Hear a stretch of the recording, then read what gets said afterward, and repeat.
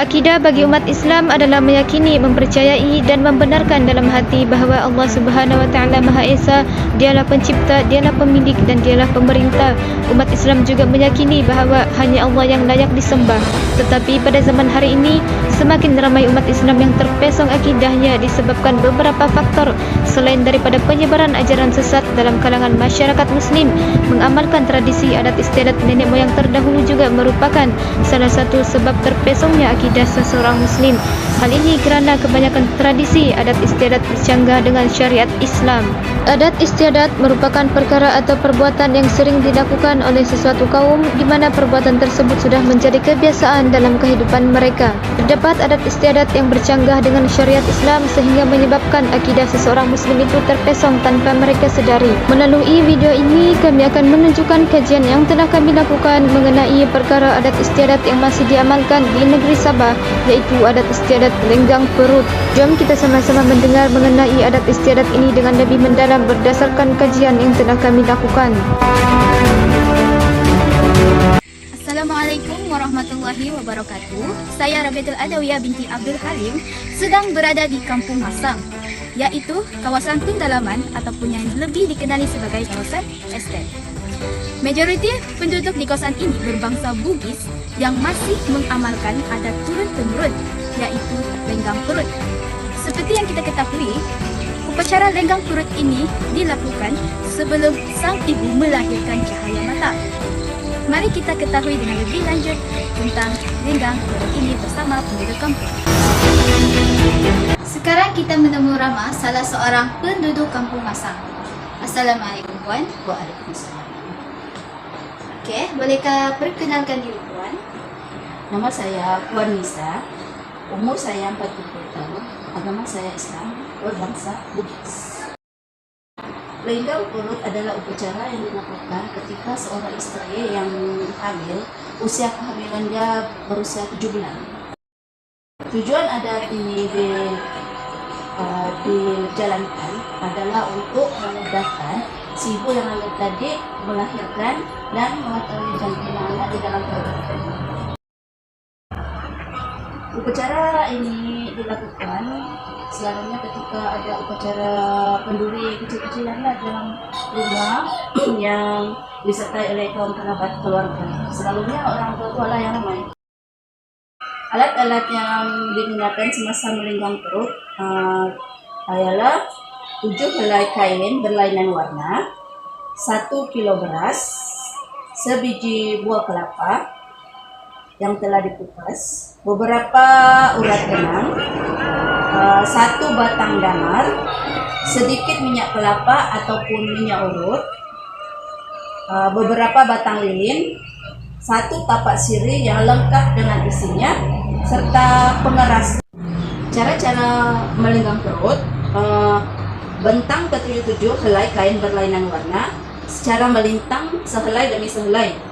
Ibu yang hamil akan baring di atas lapisan-lapisan kain tersebut lah. Perut akan diurut dengan minyak kelapa ataupun minyak urut secara perlahan-lahan. Lagi kelapa yang sudah dikupas akan diguling-guling secara perlahan-lahan di atas perut ibu, ke atas dan ke bawah sebanyak 7 kali. Pada gulingan yang ke-7, kelapa dilepaskan dan dibiarkan bergolek dari perut ibu sambil diperhatikan oleh mak bidan. Bidan akan memerhatikan kedudukan muka atau mata kelapa. Mata kelapa itu setelah berhenti bergolek ataupun berguling. Jika mata kelapa itu menghadap ke atas, maksudnya baby itu lelaki. Jika mata kelapa ke bawah, maksudnya baby perempuan yang akan dilahirkan. Bidan akan memegang 1 ujung kain lapisan atas sekali menggunakan sebelah tangan, dan tangannya yang sebelah lagi dipegangnya ujung yang satu lagi, maksudnya dua-dua lah pegang ujung-ujung kan. Kain ini diangkat sedikit sambil dilenggang begini, dilenggang-lenggangkan badan ibu.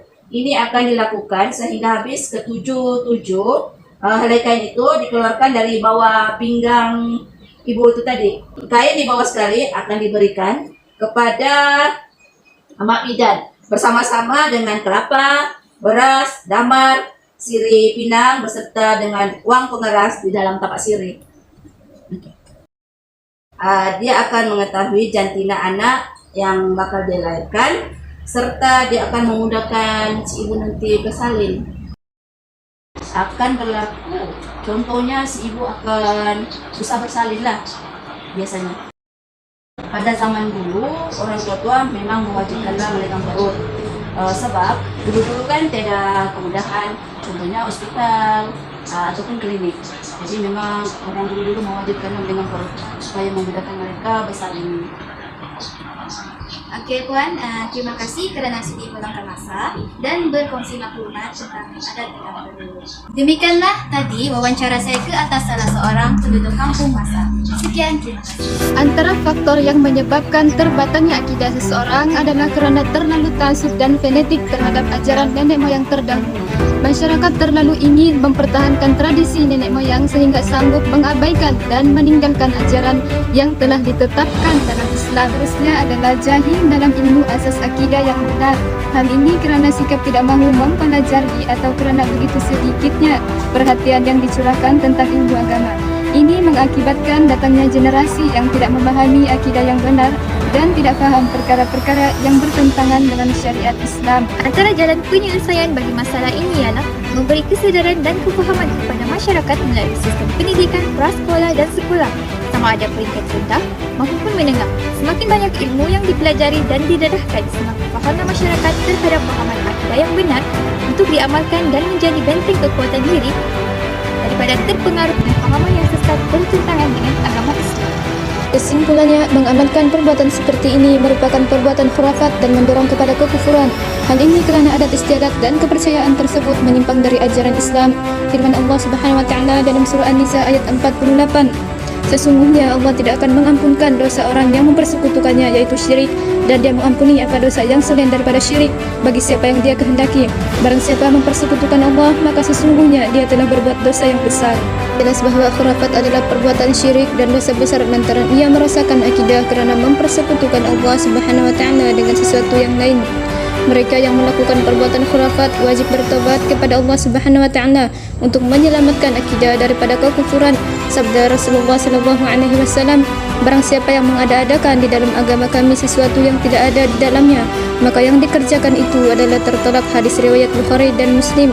Oleh itu, sebagai umat Islam yang masih mengamalkan perbuatan khurafat, segeralah meninggalkan perbuatan tersebut. Hal ini kerana jika masih mengamalkan perbuatan khurafat, amalan yang dilakukan seseorang itu tidak akan diterima. Wallahu a'lam. Assalamualaikum warahmatullahi wabarakatuh.